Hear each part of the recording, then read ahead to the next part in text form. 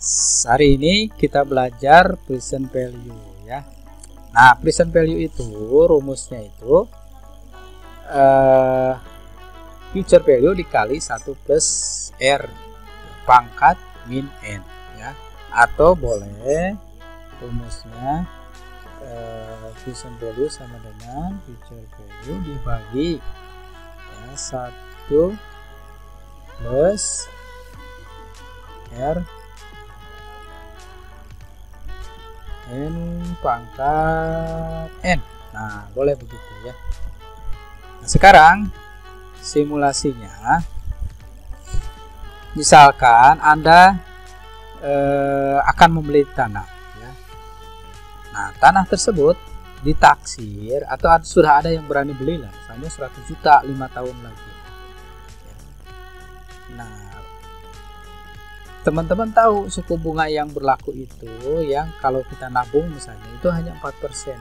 Nah, 4% ini bisa jadi acuan. Oh, suku bunga 4% nih. Ya. Sedangkan kita tahu nih harga tanah ini 5 tahun lagi 100 juta. Nah, berarti kita bisa hitung nih ya untung ruginya dan kita bisa investasi kalau punya uang. Nah, karena soal ini yang ditanyakannya adalah nilai sekarang dari 100 juta itu ya, berapa, maka rumusnya langsung ke sini ya, rumusnya langsung ke present value.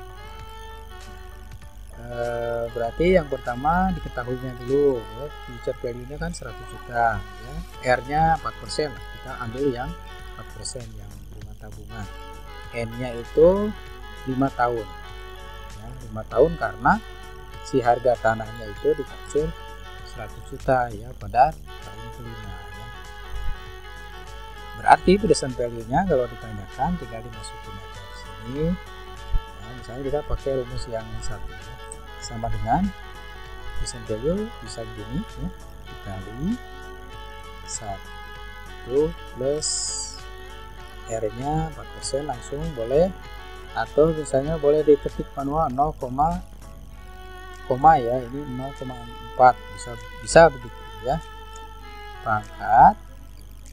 Pangkatnya juga apa itulah ya, pangkat min N nya 5. Nah, boleh begitu, sama dengan hasilnya 82 juta 192.710,68. Artinya tanah yang 100 juta pada tahun kelima kalau kita hitung nilai sekarangnya ini cuma 82 juta 100 sekian ya, dengan suku bunga 4%. Nah, artinya kalau teman-teman mau beli tanah tersebut kemudian ditawar misalnya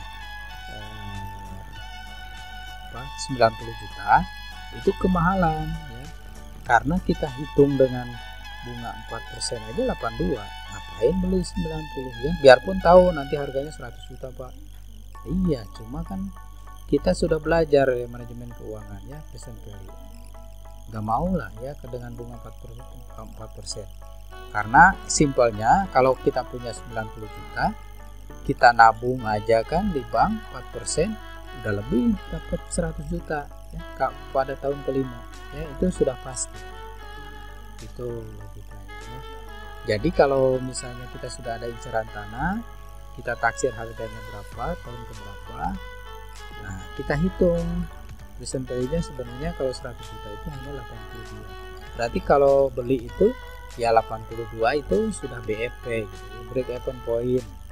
Nah, berarti ya kalau beli harus di bawah 80, itu pasti menguntungkan. Memang secara nominal sudah jelas untungnya, itu pemahaman orang awam yang tidak paham investasi, tidak paham keuangan. Tapi teman-teman sudah diberikan pemahaman, enggak segitu ya, yang menguntungkan kita ya di bawah 82 ya. Jadi kita belinya 80 gitu kan. Ya, syukur-syukur misalnya di bawah 80 kita lebih untung ya. Nah, dengan adanya konsep nilai waktu uang itu akan mengakibatkan begitu ya. Nilai itu tidak seperti yang terlihat ya. Karena ada faktor bunga di situ. Itu yang harus diperhitungkan ya. Begitu.